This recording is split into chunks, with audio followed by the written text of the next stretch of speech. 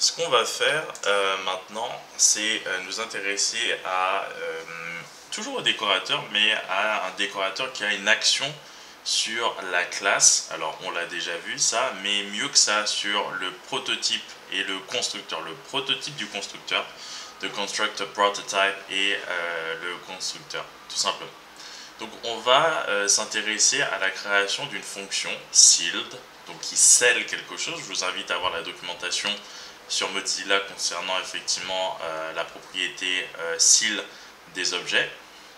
Et le truc, c'est que là, on va essayer de boucler, de sceller effectivement le constructeur de notre classe et son prototype. Donc je vais dire ça en anglais, puisque dans la documentation, c'est en anglais. Donc when at sealed is executed, it will seal both the constructor and its prototype. Donc lorsque sealed est exécuté, est implémenté, elle va sceller le constructeur et son prototype and will therefore prevent any further functionality from being added to or removed from this class during runtime by accessing effectivement, par exemple, notre classe s'appelle app, donc app.prototype, or by defining properties on app itself. Donc là, ça va être assez intéressant. On va l'appliquer sur notre petite classe. Donc, notre classe se trouve ici. On avait déjà un décorateur qui servait pas à grand chose. Donc, on va au-dessus de lui appliquer effectivement ce décorateur sealed. Donc function, on l'a créé sealed, et là on met un constructor.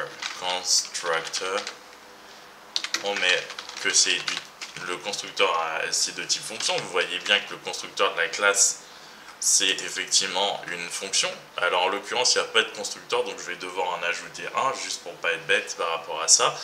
Donc j'ajoute mon constructeur app. Constructeur, on va mettre que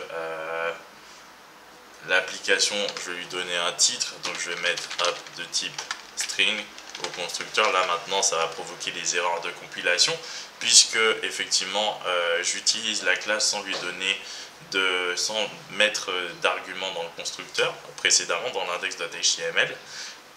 Et le truc, c'est que je vais faire que this title equal t. Donc là, c'est pas possible. Ils vont me dire que j'ai pas dit qu'il existait une propriété title dans la classe. Donc je vais le dire. Je vais dire que title existe de type string, et voilà. Donc ça, c'est fait. Une fois que j'ai mon constructeur, je me sens mieux parce qu'en fait, ça donne un certain intérêt à ce qui va suivre. Donc l'objet, object, tout simplement. L'objet, donc en l'occurrence ce que vous souhaitez, on va le sceller. Sealed, et c'est constructeur qu'on scelle. Donc object on which to log the attribute prevents the modification of attributes of existing properties and prevents the addition of new properties. Donc là, ça vous dit exactement la fonction de la fonction seal.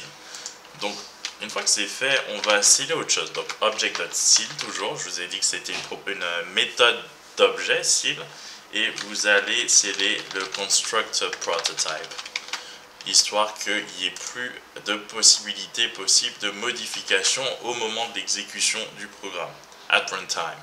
Donc là, on va apposer ou mettre la fonction seal par-dessus, tout simplement, et regarder comment les choses se font maintenant. Hop, hop, hop, on a le tout, hein, j'ai pas inventé quoi que ce soit, donc seal c'est fait. Et je vais même ajouter un petit console log, histoire que vous sachiez que vous rentrez bien dans la fonction seal function sealed is called evaluated, non, is called, juste is called. Je vais mettre called.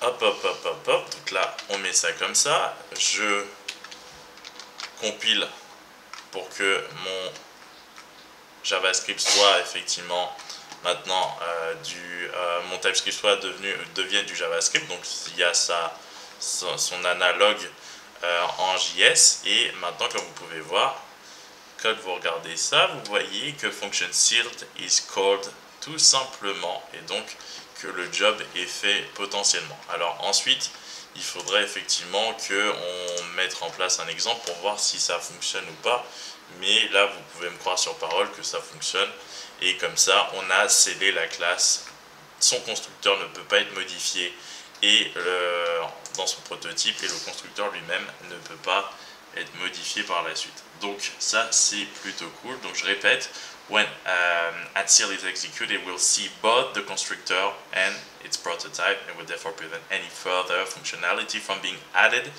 to or removed from this class during runtime by accessing la classe en elle-même. Donc on ne pourra pas ajouter par exemple une propriété qui n'existe pas, on ne pourra pas ajouter une méthode qui n'existe pas, on ne pourra pas transformer un type qui n'existe pas, etc. etc.